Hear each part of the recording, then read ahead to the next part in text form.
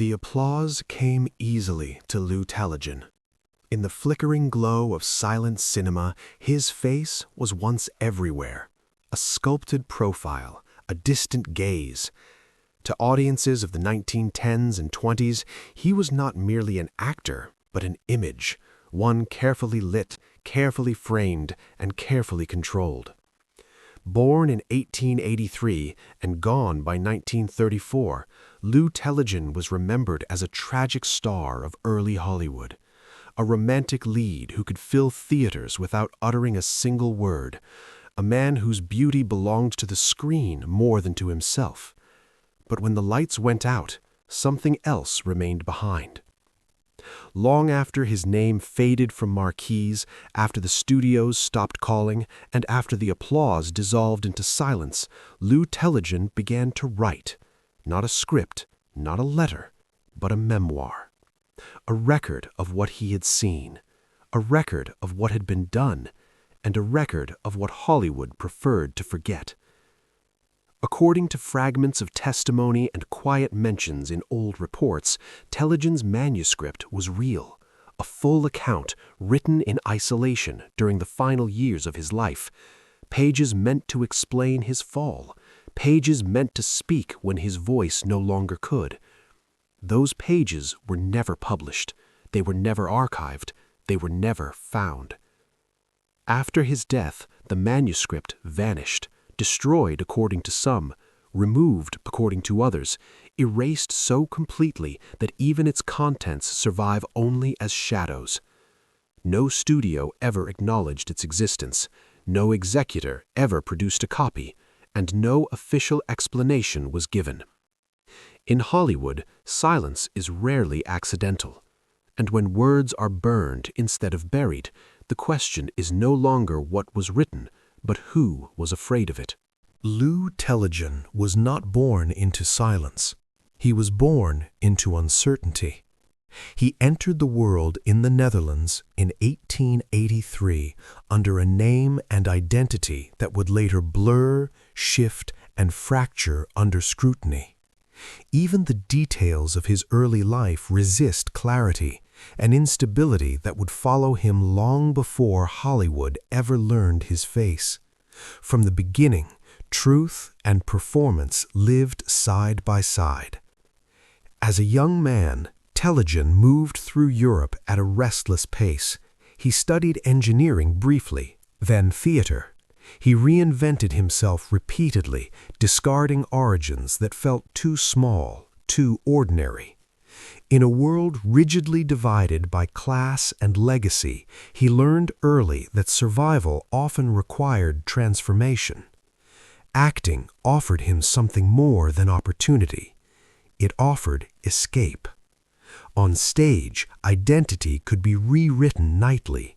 Accents could change. Pasts could be erased. Applause rewarded illusion, not accuracy. For Tellegen, this was not deception, it was control. Those who knew him in his youth described a man both magnetic and distant. He was admired, but rarely known. Intimate relationships formed slowly, if at all. Even then, they often ended without explanation. There was always the sense that he was guarding something, an inner life sealed behind practiced charm. Light followed him, but so did shadow. When he eventually crossed the Atlantic and arrived in America, Tellegen did not come as a blank slate. He came practiced in self-creation. Hollywood would later claim him as one of its own, but the habits that defined him were formed long before the studios ever touched him. In the early 19-teens, motion pictures were still discovering their language. Silent film required faces that could speak without sound, expressions that carried emotion like scripture. Tellegen's features, sharp, controlled, almost statuesque, seemed carved for the medium. But beneath that stillness was a mind that observed carefully. Even as a young performer, he noticed how stories were shaped, how reputations were protected, and how inconvenient truths quietly disappeared. He saw contracts rewritten, Credits adjusted, scandals softened, careers redirected or erased with the stroke of a pen. To an outsider, Hollywood looked like possibility. To someone watching closely, it already looked like a system. Tellegen learned quickly that success depended not only on talent, but on obedience. Actors belonged to their images, and images belonged to the studios. What was seen mattered. What was said did not, unless permitted. This awareness did not yet make him defiant, but it made him attentive. He collected impressions the way others collected roles. A glance held too long. A conversation cut short when the wrong name entered the room. A contract clause that spoke louder than any promise. Memory became his quiet archive. And while the public would later know him as a romantic lead, the foundations of his inner life were built on distance, vigilance, and a growing understanding that silence was often enforced, not chosen. Long before Lou Tellegen began writing the words that would vanish, he had learned something essential. In entertainment, truth survives only when it serves power.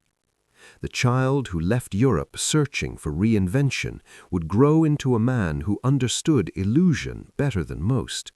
And when that illusion finally rejected him, he would try to do the one thing Hollywood never forgave. He would try to tell his own story. Hollywood discovered Lou Tellegen at the precise moment it needed faces more than voices. The silent era was an industry built on suggestion. Emotion had to travel through eyes, posture, restraint. Tellegen fit the language perfectly. His presence was controlled, distant, almost severe, an intensity that cameras loved and audiences interpreted as depth. By the mid-19-teens, he was a recognized leading man. Studios placed him opposite celebrated actresses, cast him in dramas where longing mattered more than dialogue. His image became synonymous with refinement and mystery, the kind of masculinity that did not chase attention but commanded it by withholding. Trade papers praised his screen magnetism. Publicists emphasized his European elegance. To the public, Lou Tellegen appeared untouched by scandal, carefully insulated within the romantic mythology of early Hollywood. But fame in that era came with conditions. The studio system was tightening its grip. Contracts were long, restrictive, and absolute. Actors did not merely perform, they were owned. Their personal lives, opinions, and even silences were subject to approval. To remain visible was to remain compliant. At first, Tellegen benefited from this arrangement. The system elevated him quickly, polished his image, and protected his flaws. But as the industry matured, its tolerance narrowed. Stars who fit perfectly were rewarded. Those who resisted, quietly or openly, were corrected or replaced. Behind closed doors, Tellegen watched careers rise and collapse without explanation. Actors vanished from call sheets. Directors disappeared from credits. Stories changed between rumor and print with alarming speed. The official narrative was always clean. The truth rarely was.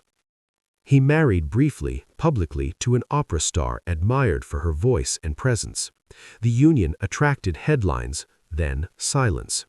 The marriage ended as abruptly as it began, folded into the machinery of reputation management.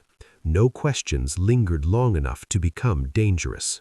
On-screen, Tellegen continued to work. Off-screen, something shifted. The arrival of sound transformed Hollywood with brutal efficiency. For some actors, it was an evolution. For others, it was an erasure. Accents, vocal quality, and age suddenly mattered more than aura.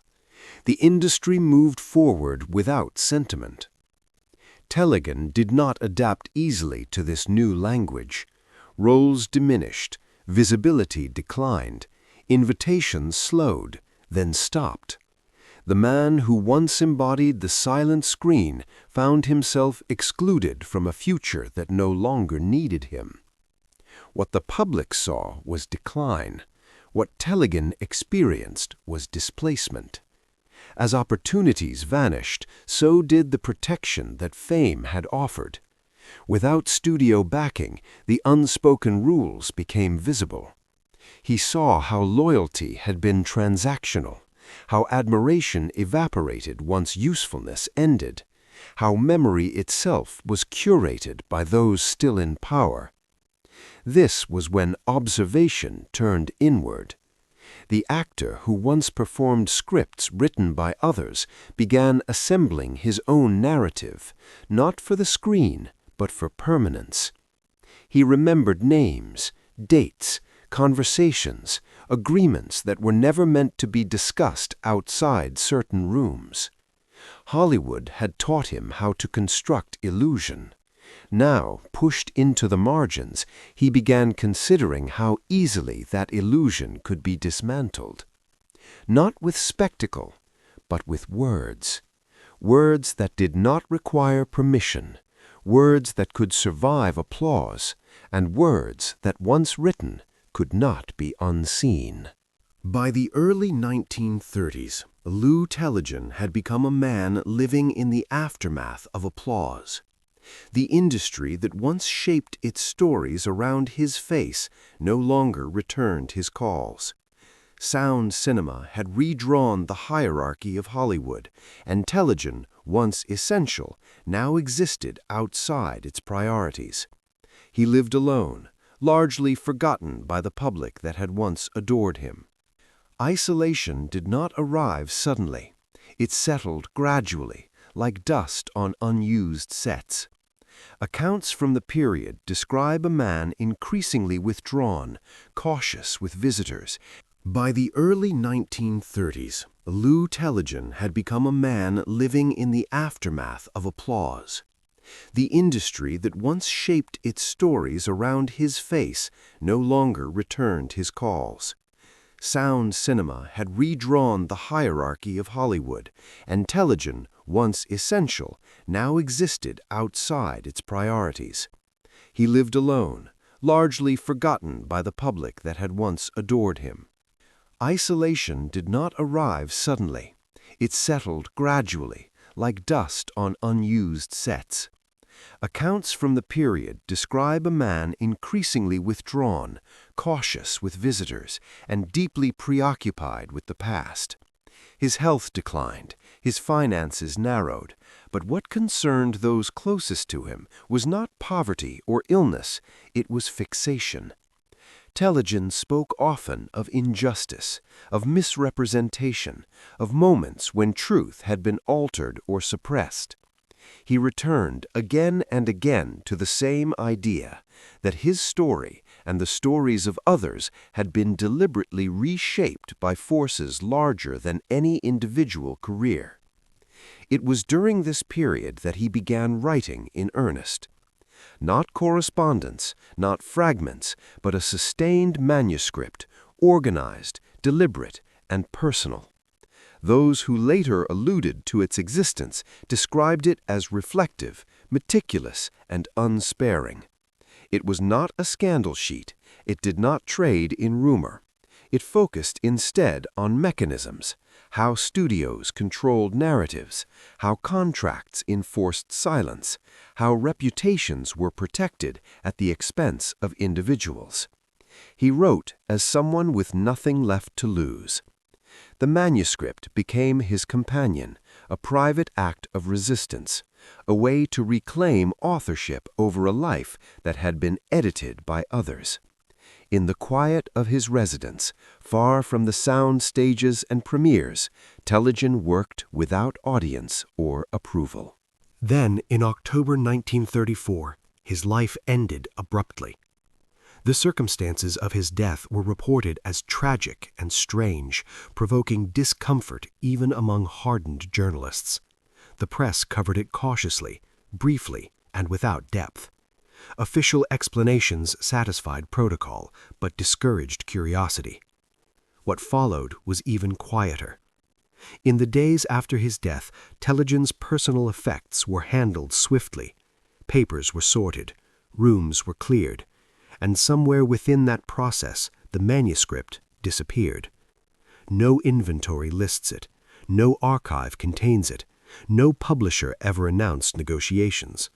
Those who might have known remained silent.